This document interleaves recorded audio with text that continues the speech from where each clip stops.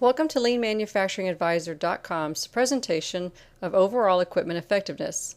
This is the first video in a series of 5 on OEE titled The Value of OEE. You can view more videos, read and comment on my blog, and sign up for a free monthly e-newsletter at my website, LeanManufacturingAdvisor.com. There are 5 videos in this series. This is the first one, The Value of OEE. The second video is measuring OEE for batch processes. The third video is measuring OEE for continuous processes. The fourth video is OEE analysis, and the final and fifth video is business planning with OEE. I hope you will take the opportunity to view all 5 videos. You can find a link to the video on my website, LeanManufacturingAdvisor.com.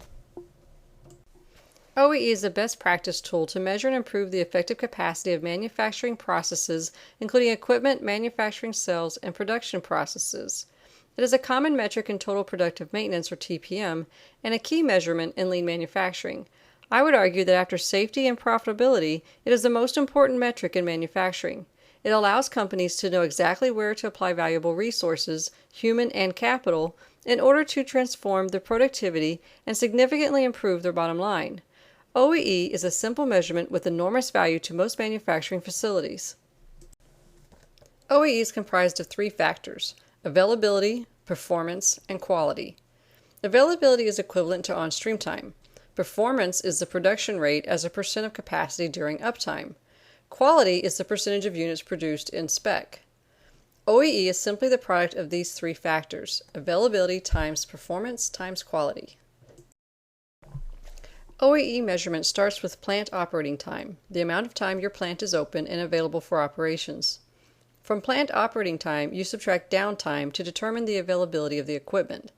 Downtime loss includes planned turnarounds, downtime from changeovers in raw material, products, or shift workers, and periods where there is nothing to produce.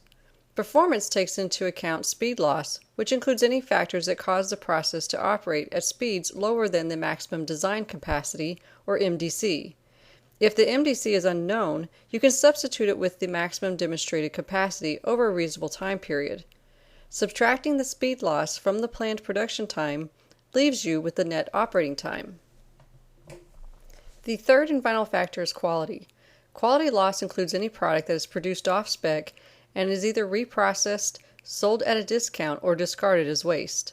Subtracting quality loss from the net operating time results in the fully productive time, or the effective capacity of the equipment or process. Low OEE means low return on assets. The upside is you have potential to improve output and sales with existing capacity. The spillover effects of improving OEE can be felt in safety, stress, and quality of work life. There are 6 big losses in manufacturing: external cause, planned shutdowns and turnarounds, changeovers, mechanical downtime, process restrictions, and quality. Quotient 1 is external loss. These are losses generally considered as being outside the boundaries of the process. Lack of sales, low raw material inventory, high finished product inventory, inclement weather, and labor strikes are all examples of OEE losses caused by external influences. Quotient 2 is planned turnarounds. Most companies will define what they accept as a planned turnaround. For example, a maintenance outage planned 3 months in advance that will last at least 48 hours can be considered a planned turnaround. A 3-day outage next week is generally considered an unplanned downtime and is recorded in Quotient 4, mechanical downtime. Quotient 3 is changeovers. It can include a changeover in raw material or finished product. It can also include shift change between work crews if it results in downtime or reduced production rates. Quotient 4 is mechanical downtime. It applies to situations when the process is down to make repairs or to perform preventive maintenance on equipment. It is common to take advantage of unplanned downtime and work on multiple pieces of equipment. The OEE loss should be assigned to the major cause of the downtime. You can also split up downtime between multiple pieces of equipment, however, the total OEE loss cannot exceed the total time down. Quotient 5 is process restrictions to account for operating the equipment or process at reduced rates for reasons other than lack of sales or quality. Examples include temperature, flow, or pressure constraints, loss of catalyst activity, operating permit limits, and so forth. Raw materials that result in process restrictions are generally considered Q5.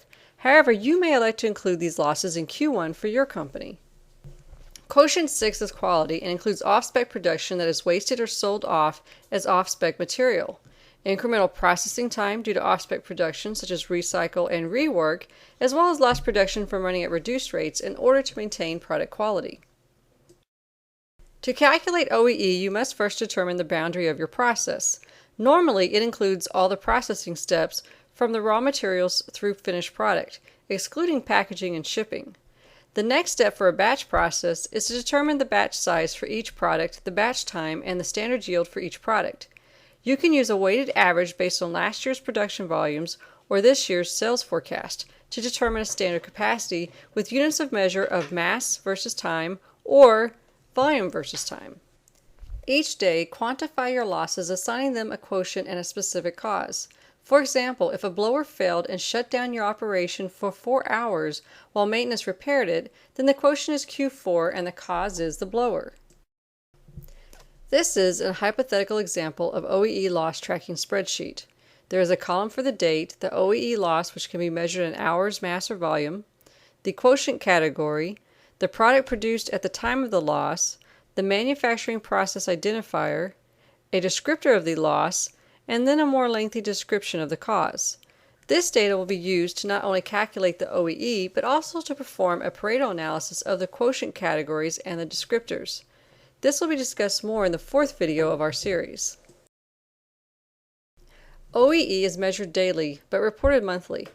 Very simply, OEE is the ratio of on-spec products produced to the maximum design capacity. OEE loss is the on-spec products produced subtracted from the maximum design capacity. All losses should be accounted for in order to do the OEE analysis. OEE analysis is the subject of the 4th video in this 5-part series. This is a graph of OEE and OEE demand by month. The OEE demand is the ratio of sales forecast to the maximum design capacity. In the next example, you can see that OEE is not keeping up with OEE demand. World-class OEE is 85% for batch processes and 95% for continuous processes. Most batch manufacturing facilities achieve 60% OEE, and continuous processes generally achieve 78%. If you are above these numbers, you're ahead of the curve. Use your profit margin to calculate the value of OEE analysis for your company, assuming you also achieve the normal OEE for your type of process.